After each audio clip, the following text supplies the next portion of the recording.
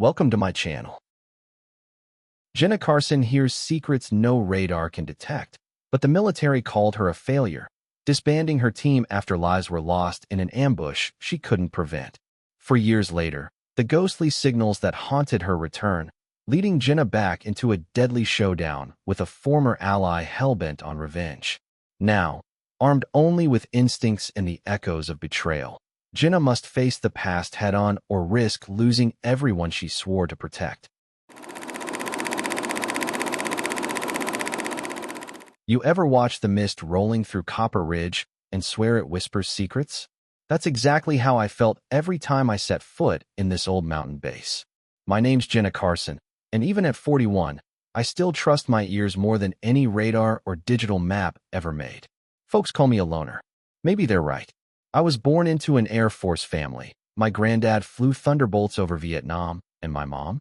She handled flight ops for missions so classified they're still buried in shadow. Me? I was raised by ghosts and legends, so naturally, I ended up as an acoustic signal analyst, reading sound waves instead of radar screens. For years, I served quietly, stationed at Cold Creek Command in Alaska, interpreting signals the computers couldn't. Officially, my unit didn't exist. Unofficially, we were lifesavers, mapping hidden ice corridors and invisible tunnels beneath the glaciers. I didn't need recognition, just the quiet satisfaction that lives were saved because I heard what others couldn't. Then Echo Valley happened. An extraction mission gone sideways in terrain no satellite could map. My systems picked up an anomaly, a distress signal layered beneath the ice. Command insisted on protocol, but protocol meant delay, and delay meant death. I did what I had to. I shut down the system, killed every automatic override, and guided the rescue by ear alone. We got 5 men out, including Will Harmon, a green-eyed Marine who shook my hand afterward and whispered, "I thought we were goners. Whatever frequency you're on, don't ever tune out." But we lost 3 others. Command didn't see it my way. They marked it a failure, said my instincts couldn't be trained, couldn't be replicated. I was cut loose, unit disbanded. For 4 years, I vanished. But some signals, you just can't stop hearing. So here I was again, back at Copper Ridge. Uninvited, unofficial, standing quietly in the ops room doorway as the security detail noticed me. "Who's that?" barked Sergeant Kellen, eyes narrowing suspiciously. "Civilian. No badge, not on the roster." Hands reached for radios, fingers hovering over panic buttons. The air tightened instantly, electric with tension. No one moved. Nobody breathed.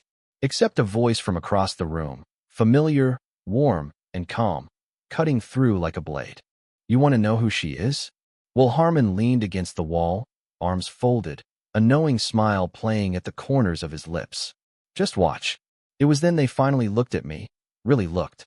I wore no badge, no insignia, just faded denim and an old gray jacket, my hair tucked behind my ears, threads of silver woven in from too many days under the sun. A tech tried to block my path, his voice sharp with authority. "You can't just walk in here." "Who are you?" I met his gaze, steady. "I don't need your permission. I need access to the legacy sonar array." He froze, mouth half open. Murmurs rippled through the room. Rookie whispers drifted my way. "Who does she think she is?"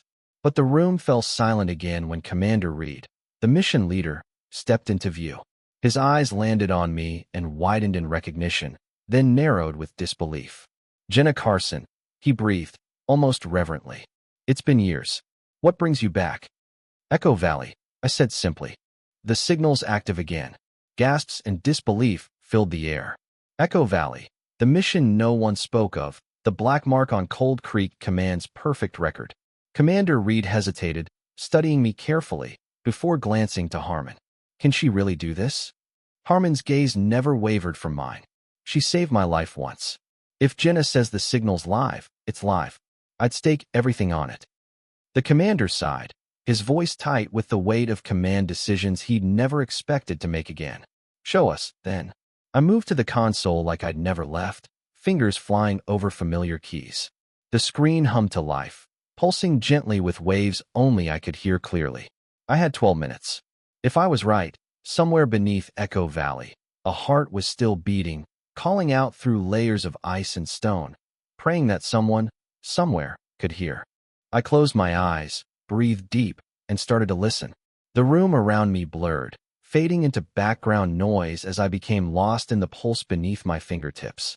That console, those keys, it was like returning home after years away, familiar and painful at once. Echo Valley was more than a failed mission. It was a scar etched deep inside me, one I'd carried quietly, alone. The screen displayed patterns, layers of static broken by faint, rhythmic pulses that only I seemed able to decipher. To everyone else, it was chaos. To me, it spoke clearly, a language of survival. "Ma'am," the technician beside me stammered, his voice edged with disbelief. "Those bands. That signature was erased 4 years ago." I shook my head gently, not looking up. Nothing's ever really erased. Not if you know how to listen. Behind me, whispers spread through the room, fear mixed with awe. I felt their eyes on my back, skeptical, hopeful, nervous. Suddenly, the screen flickered.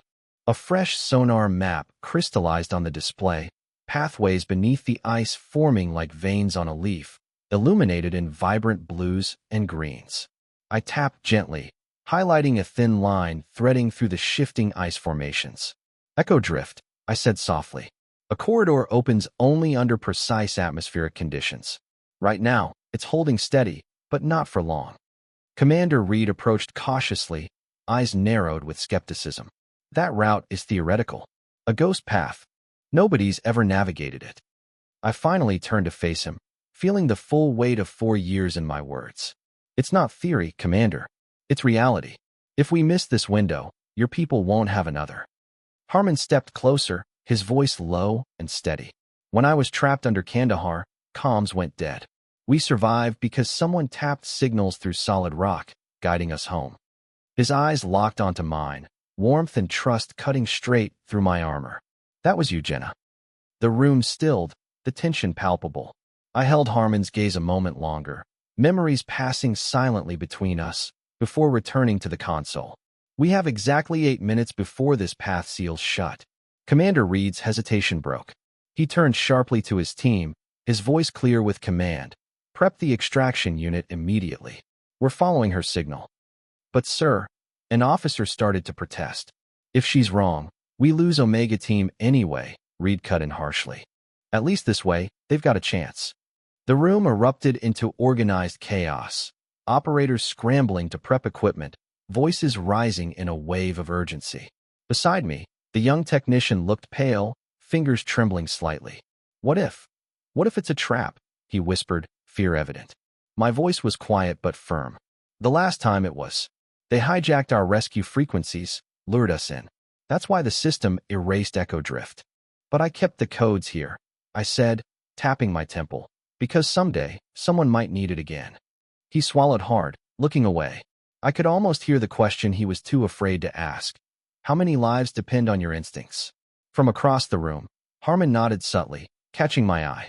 No words needed. He'd been there. He'd trusted before, and it had saved him. Commander Reed barked into the comms. "Omega Team, prepare for extraction through Echo Drift. We're coming to get you out." Static crackled, then a voice emerged, faint, strained, buried under layers of noise. "Understood. Air running low. We'll hold." Those quiet words struck my heart like a physical blow.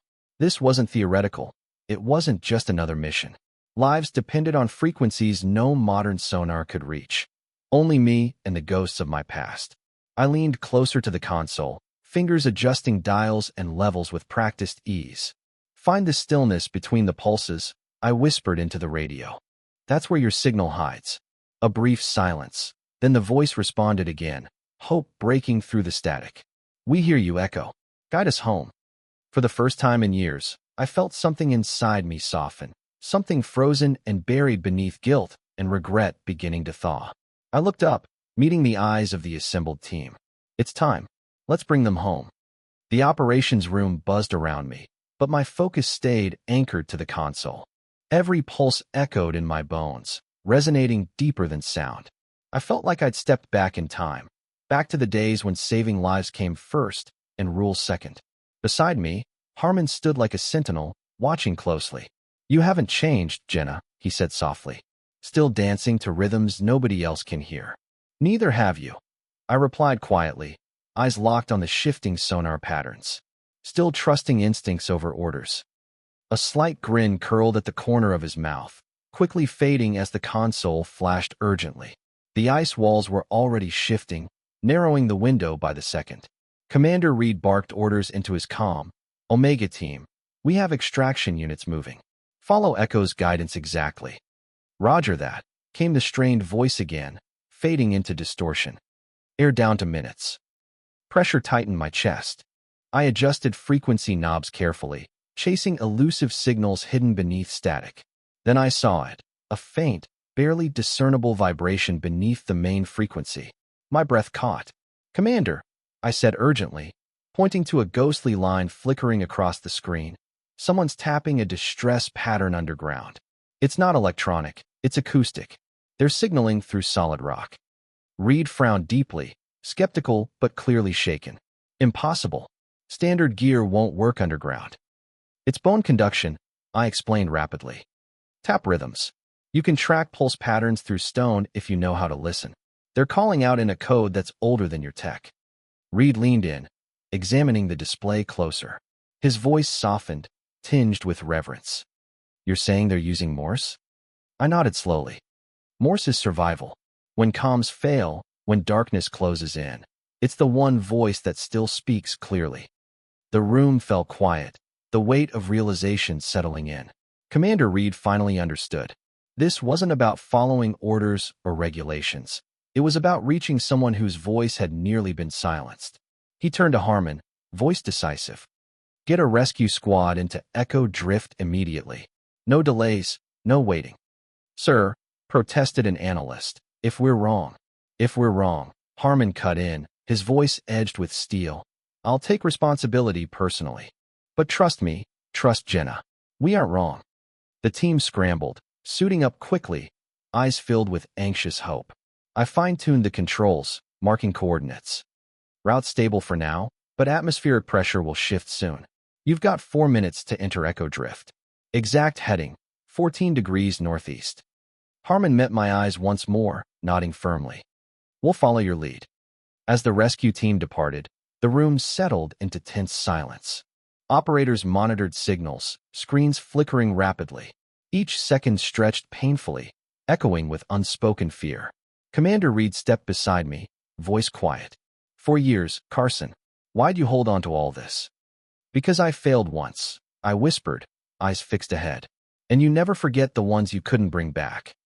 He looked at me differently then, not as a rogue tech or forgotten specialist, but as someone who'd walked the darkest paths and survived, carrying scars visible only in silence. Then, the comm crackled urgently. Harmon's voice, strained but steady. We're inside Echo Drift.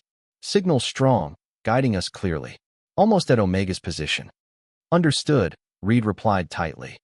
Report when secured. Time slowed to a crawl. Operators held their breath, staring at their screens. Beside me, Commander Reed muttered softly, almost to himself. I never thought we'd follow a ghost path again. I smiled faintly, eyes never leaving the pulse signals dancing across the display. That's because most people forget the roads they can't see. Static surged abruptly, then cleared into a triumphant shout from Harmon's radio. We have them. Omega Team is secured, all alive. Heading back through Echo Drift. Cheers exploded around me. Operators hugged, slapping backs, relief palpable in every corner. But I remained frozen, breathing deeply, the pressure in my chest finally easing. Commander Reed glanced at me, gratitude deepening the lines of his face. You did it, Jenna. I shook my head softly. No, sir. They did it. I just made sure someone heard their voice. Across the room, operators began murmuring something. My name, repeated quietly, respectfully, almost like a chant. Carson brought them home, someone whispered. She listens where others don't. But I turned away, feeling humbled rather than proud. It wasn't recognition I'd sought, it was redemption. And maybe, finally, the echoes of the past could start to fade. After the cheers quieted and adrenaline subsided, a heavy silence filled the ops room, like a calm after the storm. The rescue team emerged from Echo Drift, faces etched with exhaustion but alive. Omega Team stumbled through the door moments later, worn, weary, but breathing. Commander Reed approached, clasping hands and exchanging quiet words of relief. Harmon entered last, scanning the room until he found me standing quietly to the side. He stepped forward, voice low and warm. "They're here because of you, Jenna. I knew you'd never stop listening." "It's what we do," I replied softly, watching as the rescued soldiers were rushed to medical checks. "Even when everyone else stops." Harmon's eyes lingered on mine, filled with respect and understanding. "You saved lives today, Carson." "Today was luck," I answered quietly. "Atmospheric pressure, signal clarity, it lined up perfectly. But luck doesn't hold." "You always undersell yourself," Harmon said gently. "But some things aren't luck, they're instinct. You hear what no machine can." Commander Reed joined us, eyes sharp but softened by gratitude. "Carson, whatever your official status is, you belong here. We could use you again." I shook my head, smiling slightly.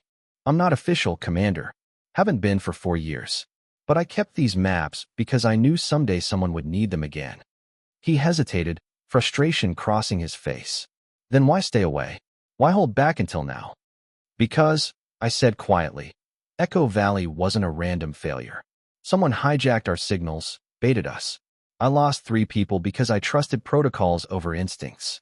I vowed I wouldn't lose another." Reed frowned deeply. "You think it could happen again?" "It already has," I said, turning fully to him, the urgency clear in my voice. "Whoever sabotaged Echo Valley knew exactly how we operated. They manipulated signals most don't even realize exist. Someone inside or someone who was." The commander stared at me, the implications dawning darkly. He nodded gravely, taking my words as truth. "Then we need to be ready. Will you help?" "I'll do what I can," I answered, weary but determined. "But understand, I'm not here for titles, ranks, or recognition. I'm here for those still trapped, still waiting for someone to listen." "Understood," Reed said, genuine respect filling his voice. "We need you exactly as you are." Harmon placed a reassuring hand gently on my shoulder. "You've always walked paths nobody else could see. Don't start doubting yourself now." I glanced down, smiling faintly. "I stopped doubting the signals long ago, Will. It's myself I'm still working on." The room settled into quiet reflection. Operators returned to stations, relieved yet sobered by the realization of unseen dangers. Echo Drift had saved lives, but had revealed deeper, more unsettling truths.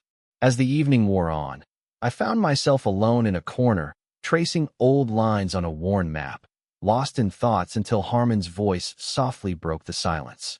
"What's next, Jenna?" I sighed gently, eyes tracing hidden trails that had kept me awake countless nights.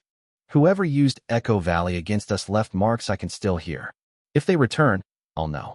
He studied me closely, understanding clearly. "You're going back to listening in the shadows?" "It's where I belong," I said quietly. "I wasn't built for official missions or medals. My purpose lies between what's visible and what's hidden." Harmon nodded solemnly. "Just promise one thing." "What's that?" "When you hear something, you won't vanish again. Let someone else listen with you." I smiled slightly, feeling a warmth that hadn't touched me in years. "Only if it's you, Will." He held my gaze firmly, offering a quiet promise. "Always." With a gentle nod, he turned away, leaving me alone with the echoes that would never fully fade. Outside, dusk blanketed Copper Ridge, turning ice peaks golden in fading sunlight. I stood silently, feeling the cold air whisper through cracks, carrying memories and secrets like currents through ice. For years hadn't dulled my senses or silenced the rhythms beneath the earth. Instead, they'd made the signals clearer, stronger. And deep down, I knew I would never truly leave this path again. Life settled into a strange rhythm over the next few weeks. I took a quiet desk near the back corner of the Copper Ridge Ops Center. No official title, just a small workstation surrounded by outdated equipment nobody else wanted. But I didn't need high-tech gear or shiny badges. My tools were older, more nuanced, an ear finely tuned to whispers beneath static, hands that moved instinctively across dials and switches. I operated in the shadows, marking faint signals, mapping hidden corridors, always listening to what others couldn't. Soon, my desk became a quiet gathering point for younger technicians curious about Echo Drift and the woman behind the mystery. One afternoon, as I fine-tuned a delicate frequency, a junior analyst named Leah approached cautiously. She had bright eyes, filled with the hunger to learn. "Can I ask something, Miss Carson?" Her voice was timid, hesitant. I smiled softly. "Call me Jenna. And yes, go ahead." She hesitated. "They say you don't use modern radar or GPS. That you listen to the earth somehow. How does that even work?" I leaned back, thoughtful. When all your tech goes dark, you're left with senses most people never use. Sound travels differently through ice, rock, and water. Each has its own voice, its own pulse. I learned to hear them. Leah's eyes widened. "Can you teach it?" "Some things can't be taught," I said gently, "only felt. But if you're willing, I can show you how to start." From then on, Leah sat quietly beside me each afternoon, watching carefully, asking questions, listening to how silence itself could speak volumes. But despite this peace, I remained troubled. Echo Valley's hijacked signals haunted me. Someone out there understood my methods intimately, weaponizing them against us once. My gut said they'd return. Late one evening, as shadows fell across the room, I picked up a faint vibration, almost imperceptible beneath layers of static. A chill ran through me. I adjusted frequencies, isolating the sound. A pulse, slow and rhythmic, deliberate. It matched nothing in our database, but was familiar to me. Harmon appeared silently at my side, sensing something had shifted. "What is it?" he asked softly. "They're back," I whispered, pointing to the spectral pattern. "Echo Valley saboteurs. Same signature." His expression darkened. "You're certain?" "Absolutely," I said, dread filling my chest. "Someone's testing our systems again, looking for weaknesses. But this time, I've caught them early." Harmon straightened, urgency clear in his eyes. "We need Reed. Now." Minutes later, Commander Reed stood beside us, staring grimly at my screens. "They're probing?" "Exactly," I confirmed. "Whoever sabotaged Echo Valley is preparing something bigger." Reed shook his head slowly, eyes clouded with worry. "Who would have that capability?" "Someone we trusted once," I replied quietly. "Someone trained exactly as I was." A tense silence stretched between us. Finally, Reed spoke firmly. "Can you track them?" "I'll try," I said softly. "But they'll know I'm listening. It'll be dangerous." Harmon placed a reassuring hand gently on my shoulder. "Not alone this time." I nodded, warmth cutting through fear. Then we listened together. Commander Reed's voice hardened with resolve. "Do whatever you must. We'll back you fully." He stepped away to alert security teams, leaving Harmon and me alone. We exchanged a quiet look, acknowledging the weight of what lay ahead. "Whoever it is," Harmon said, eyes fierce, "we'll face them together." I took a deep breath, steadied my nerves, and turned back to my console. "Let's begin." Outside, darkness settled over Copper Ridge, stars emerging slowly through winter clouds. But inside, I felt a fire ignite, purpose clearer, resolve stronger. Echo Valley had claimed lives once. It wouldn't happen again, not if I could hear danger first. Over the next several nights, Harmon and I worked side by side in quiet intensity. The signal we traced was slippery, ghostly, changing patterns as quickly as we identified them. Whoever was behind this knew exactly how to evade conventional radar and modern tracking systems. But I wasn't conventional. I'd spent years listening beneath noise, beneath static. Each shift in tone, every subtle irregularity spoke to me clearly, like a hidden language whispered through ice. "Who could it be?" Harmon murmured, exhaustion evident in his voice after hours at my side. "Another former analyst? Someone from your old team?" "Maybe," I replied, frowning. "But whoever it is, they're brilliant and dangerous. They're masking their presence through a layer of static, hiding their true location." "Can we pinpoint them?" he asked quietly. "I think so," I said slowly, adjusting frequencies. "But only if we lure them closer. I have an idea." He looked at me warily. "What kind of idea?" "A risky one," I admitted. "We broadcast a faint pulse through echo drift. Pretend it's Omega Team calling again, a false distress signal." "You want to bait them?" Harmon's eyes narrowed in concern. "They'll recognize it's a trap." "Maybe," I agreed softly. "But if they do, they'll have to respond somehow. And when they do, I'll catch them." Harmon sighed deeply, worry creasing his brow. "This is dangerous, Jenna. They tried to kill us before." "I know," I whispered, placing a gentle hand on his arm. "But they're already probing our defenses again. Next time, we might not catch them. This is our chance to end it." After a long moment, Harmon nodded reluctantly. All right, but I'm staying right here with you. Every step. Good, I said, warmth flooding my chest at his steady presence. Let's get started. Carefully, I activated an old transmitter, broadcasting a low-frequency pulse mimicking a distress rhythm. It rippled silently through the icy corridors beneath Echo Drift, quiet enough that only someone carefully listening would detect it. We waited anxiously, minutes stretching into painful silence. Then suddenly, a faint response echoed back, cautious and hesitant. Got them. I breathed sharply, isolating the return signal on my screen. It was faint, distorted intentionally, but unmistakably human. Can you locate it? Harmon pressed urgently. I narrowed my eyes, tracing the elusive wave patterns. They're broadcasting from beneath the North Glacier Ridge. Deep ice tunnels. No conventional radar could find them there. Commander Reed appeared behind us, listening intently. That glacier's been empty for decades. No activity, nothing. Exactly, I said grimly. Perfect place for someone hiding. Reed straightened, decision sharp in his voice. I'll deploy a recon squad immediately. Be careful, I cautioned. They'll expect that move. Then we'll surprise them, Reed replied firmly. You keep monitoring. We'll handle the rest. As the recon team departed, tension thickened. Harmon leaned close, his voice a quiet anchor amid the chaos. Whatever happens, Jenna, you've done more than anyone could. You gave us a chance. I met his eyes steadily. We haven't finished yet. Not until the threat's gone. He smiled faintly, determination clear in his gaze. Then let's finish it. We stood together, watching the team disappear into the icy darkness. Every instinct told me this was dangerous, possibly deadly, but we had no choice. Lives depended on stopping whoever lurked beneath that glacier. I turned back to my console, heart pounding steadily. Beside me, Harmon kept silent vigil, never wavering. Echo Valley had taught me to trust nothing but my instincts and the people who stood beside me in the dark. Together, we'd face whatever waited beneath the ice. Minutes felt like hours as Harmon and I monitored the recon team's progress.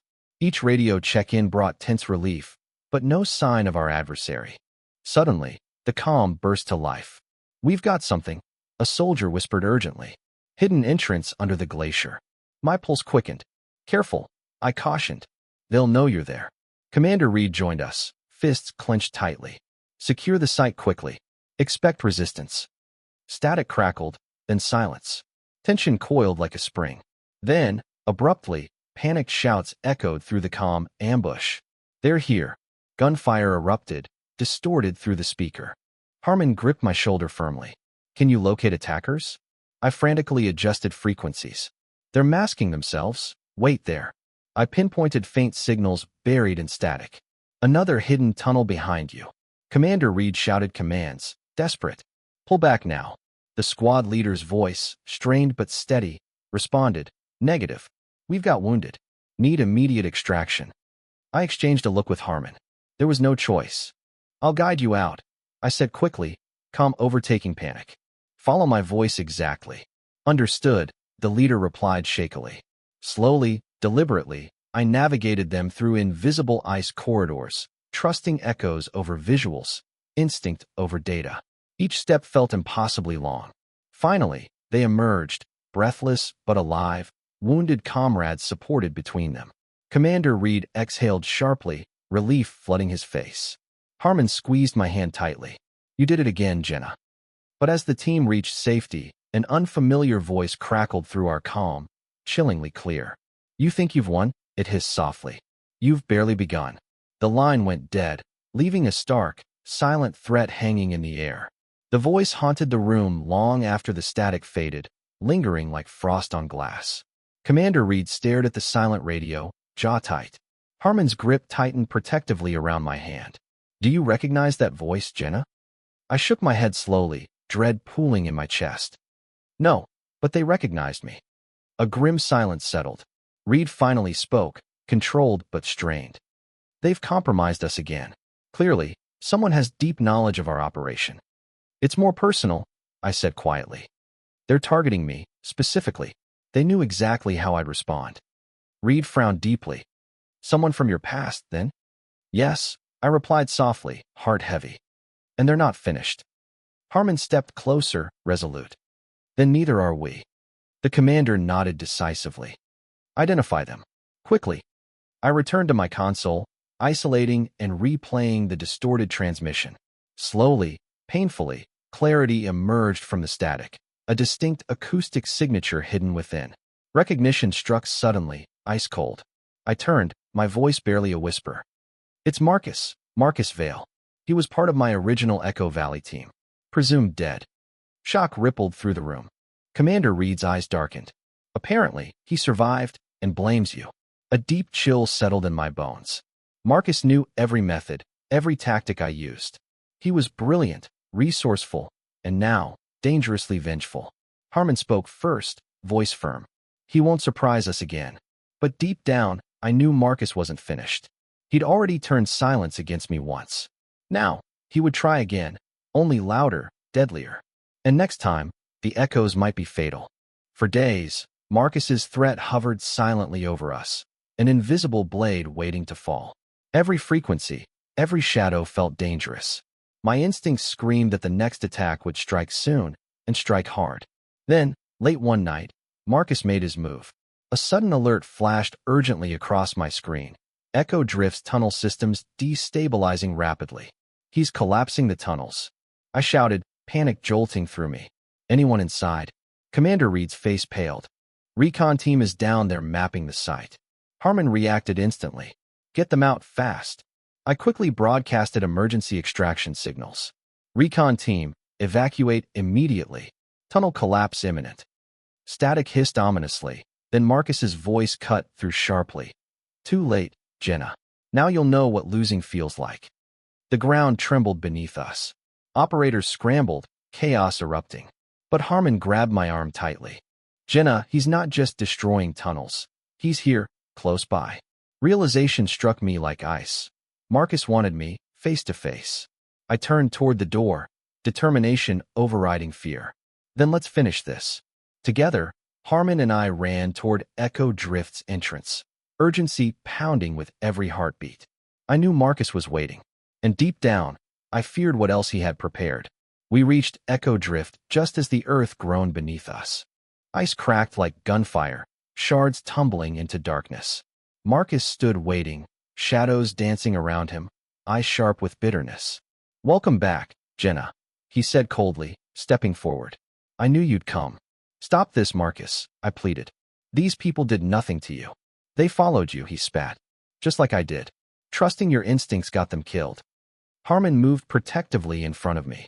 It doesn't have to end like this. Marcus smiled bitterly. It ended 4 years ago. Suddenly, the ice beneath us shuddered violently. Marcus had rigged the entire corridor. Go, I shouted urgently, grabbing Harmon's arm. Get everyone clear. No, Harmon protested. Not without you. Marcus watched, eyes hollow, resigned. Only one of us leaves here, Jenna. The ice splintered, fractures spidering rapidly. Time vanished. A choice remained. I met Marcus's gaze sadly, understanding everything he'd lost. I'm sorry, I whispered. Then I grabbed Harmon's hand, pulling him toward the exit as ice gave way. Marcus's scream echoed behind us, swallowed by falling debris. We barely escaped, collapsing together on solid ground, gasping for air. In the aftermath, silence descended, heavy, final. Marcus was gone, but so was the past that haunted us both. Harmon gently touched my face, voice tender but resolute. You did everything you could. I nodded slowly, eyes blurred with grief and relief. Echo Drift was silent once more, its ghosts finally at rest. But for us, in that fragile silence, a new frequency began softly humming, one of hope.